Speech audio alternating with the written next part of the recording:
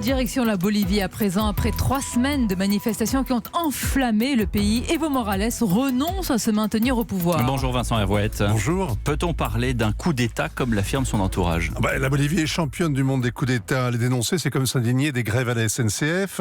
Evo Morales a lui-même fait chuter 2 présidents élus, Sanchez de Lozada en 2003, Carlos Mesa en 2005, tous les 2 chassés du pouvoir par des émeutiers que le syndicaliste Evo Morales avait chauffé à blanc. Ensuite, il s'est installé au palais, il a tenu 13 ans, 3 mandats. C'est déjà un de trop au regard de la Constitution.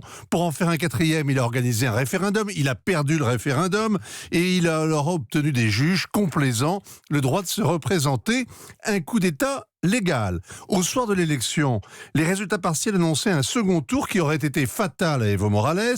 Le dépouillement s'est arrêté et quand il a repris, Morales était sauvé. Il s'est proclamé vainqueur. Et Vincent, selon l'audit dont l'Organisation des États américains a publié hier les conclusions, il y a eu une énorme manipulation du système informatique. Un coup d'État informatique. On suivit 3 semaines de chaos, 3 morts, 400 blessés, le pays divisé entre ceux de l'Altiplano et les autres de la province orientale, notamment les milieux d'affaires soutenus par les Américains. Hier, des ministres, des députés ont vu leurs maisons brûlées, leurs proches pris en otage. Ils ont démissionné.